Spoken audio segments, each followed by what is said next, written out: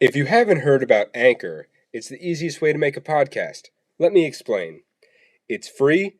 There's creation tools that allow you to record and edit your podcast right from your phone or computer. Anchor will distribute your podcast for you, so it can be heard on Spotify, Apple Podcasts, and many more. You can make money from your podcast with no minimum listenership. It's everything you need to make a podcast in one place. Download the free Anchor app or go to anchor.fm to get started.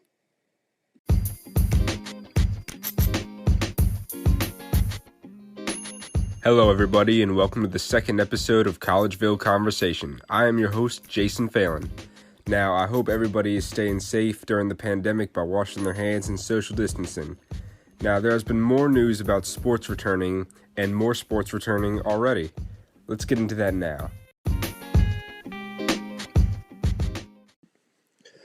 Now, one thing that I wanted to talk about to kick off this podcast is the potential return of the NBA. Now, originally, the NBA was going to give it 2 to 4 weeks to come up with a decision, which is a pretty good amount of time. And they were considering Walt Disney World in Orlando, Florida, and Las Vegas as the leading possible locations for a 16-team playoff, minus the fans. All right, and eventually, Walt Disney World has come out to be the leading choice to host the playoffs or potentially the regular season, by the way. And, of course, the players would be isolated off when they're not on the court, which I think is, of course, a good idea. It's what they need to do. And the NBA was surveying GMs on the options to restart the season and what they thought they should do. And some of the choices were going straight to the playoffs or playing every regular season game that was missed to make up for all of it, or just playing a small portion of the regular season games that were missed. And I'm a little torn between just going straight to the playoffs or playing every single game.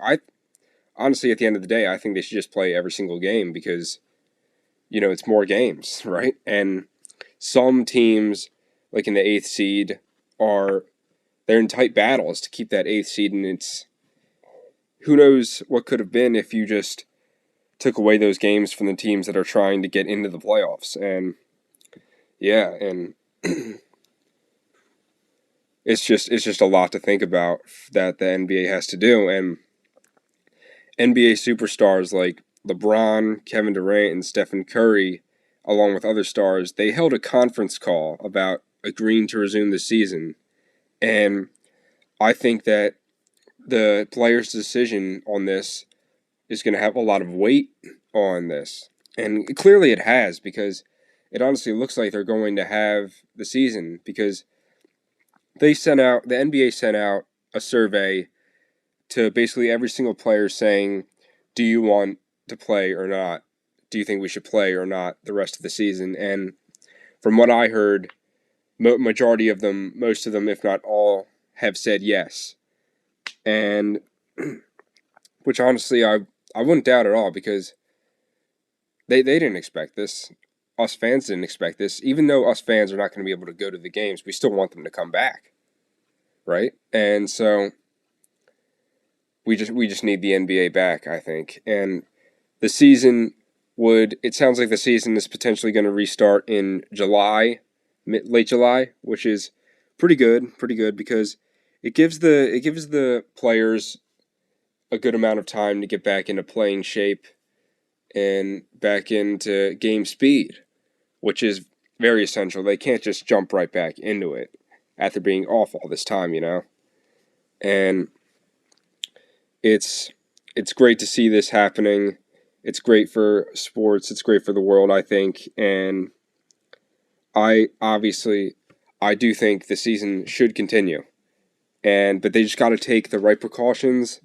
They just got to be safe about it and, just go from there with no fans, and hopefully it works out. Now, along with the NBA, another major sports league is potentially coming back, and that is Major League Baseball, the MLB. Personally, it's course, one of my, and along with many others, favorite sports leagues.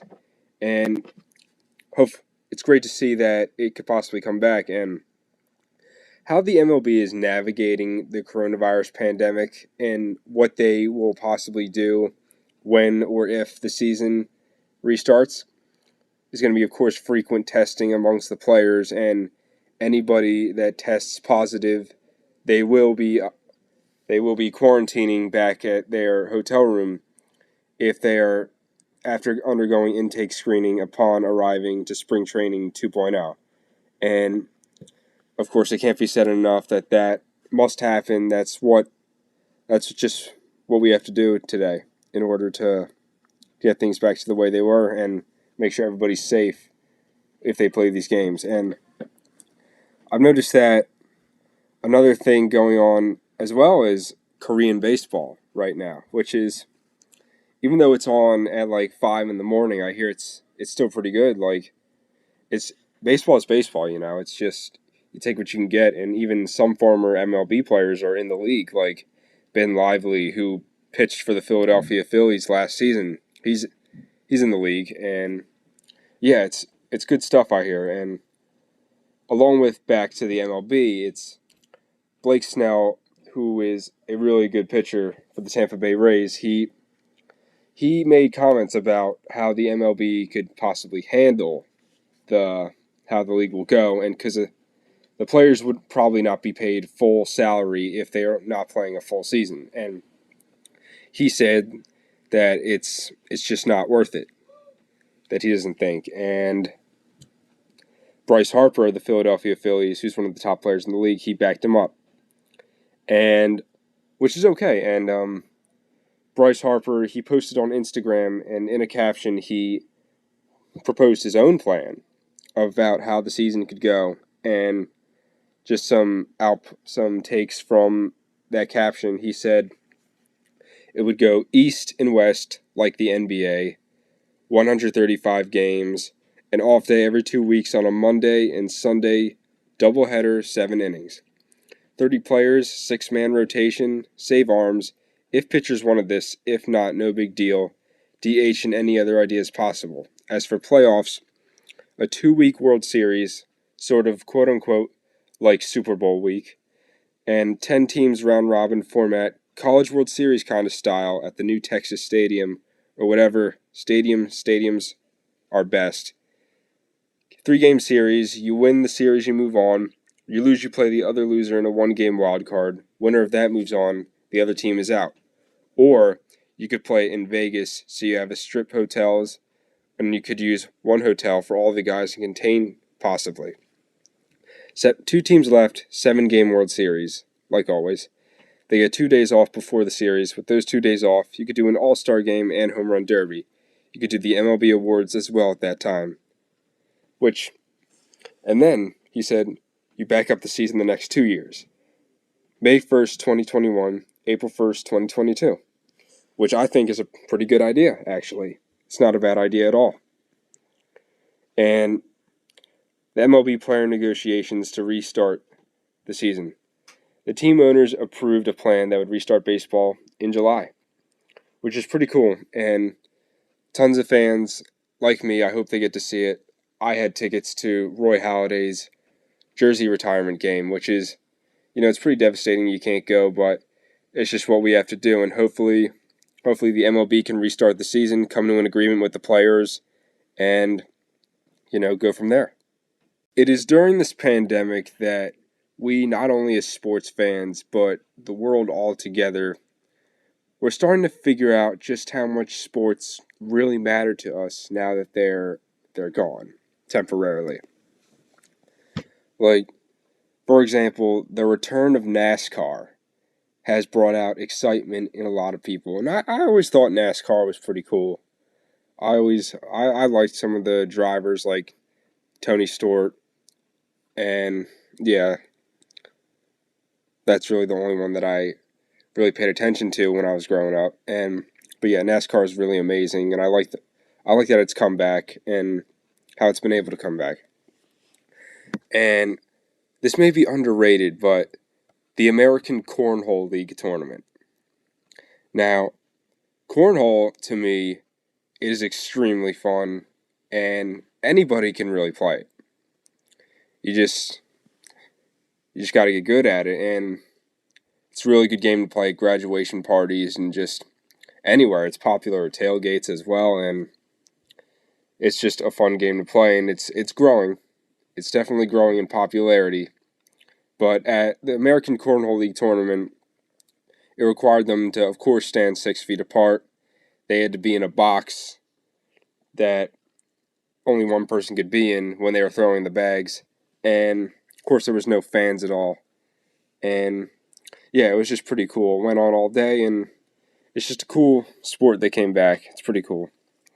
And another thing that proves, just how much sports really matter to us due to their absence now is, like I stated before in the previous episode when I was talking about The Last Dance, I'm going to add on to that. The Last Dance, it averaged 5.6 million viewers per week over the 5-week span. And this is, not only one of the greatest basketball players of all time, Michael Jordan, the Chicago Bulls dynasty. Keep in mind, Michael Jordan has been retired for 17 years now. And the interest and demand in him is still very sky high. And it's always going to be sky high, of course, with the Jordan brand and all that. And, his brand is just going to keep growing. It's amazing. And sports they're just part of our way of life, They're just part of our way of life, and they bring out the competitive side in all of us, whether you're playing or not. When you're not playing and you're just rooting for your team, of course, you side with that team, and you're very, very competitive with them. And it just brings out that driving force, the competitive nature in you. And that's why so many people love sports. That's why over a billion people love sports so much, because it brings out that competitive side in them. And it's amazing. They bring us together as well with touching moments, and it's just amazing, and they give us some of life's greatest memories. Now, one thing I wanted to talk about here is a list. It is the top 5 restaurants in Collegeville. Now, there are so many great places and restaurants in Collegeville to eat. It's hard to pick just 5, but I had to narrow it down to 5. Now, I'm going to start counting down from 5 to 1. Coming in at number 5 is Corner Cafe. Corner Cafe is a great, great breakfast place. It's really got phenomenal home fries, and it's one of those 50s diners kind of places. And it's just a great place to go for lunch and dinner. It's located in Collegeville by the Wawa. And coming in at number 4 is definitely Pizza Stop, which is located in the shopping center by the McDonald's. And my personal favorite thing to get there is the chicken parm sub, and you can also sit down and eat. It's just a really neat place, really good place to eat. Now, coming in at number 3, I would say is My Friend's Tavern. Now, My Friend's Tavern is a very, very, very underrated place. It's one of those pubs, and it is located along where Matone's record store is. It's along the side, that street, by your sign is College, and it's a very good place, very classic. I would say I would give it a 5 out of 5 if it were up to me. And yeah, it's just a great place to eat. Clocks in at number 3. And coming in at number 2, I would say, now 1 and 2, this was a very, very hard decision to make, because these two, I would say, clash. And it's just, I had to really think it through when putting these two together. And number 2, I would say, is definitely the Collegeville Diner. Now, the Collegeville Diner is also, I would say, another one of those 50s diners kind of place, but it's still very good. It's very classic. It's where, we would used to go eat when I played high school football, and managed the Perkiomen Valley boys basketball team where we went after wins, and it's just a very good place to eat. My personal favorite thing to get there is the pizza burger with fries. And the chocolate milk there is really, really killer as well. It's just awesome there, and you get great service and everything, as well as all the other places I mentioned before. That's another thing. Great, great, great service. It's just top notch, top notch. And clocking in at number 1, I would say the Collegeville Italian Bakery. From the second you walk in there, you are just greeted with smiles by everybody that works there, and you get great service overall. My favorite thing to get there is the Pennsylvania, and it's also known as a celebrity hotspot in a way. Like, I met Joel Embiid there about 3 years ago, and it was just an amazing place, and they got like a ton of autographs there, and it's just a celebrity hotspot. And I guess that's what just draws more to it, along with the great food and great service that they provide. And it's a great Italian food.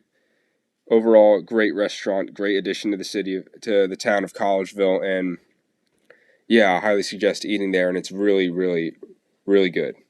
So yeah, there were so many great restaurants in Collegeville. Very, very difficult to pick just 5, but you can't go wrong with either of the 5 that I just listed. So yeah, I highly suggest eating at all those places if you can.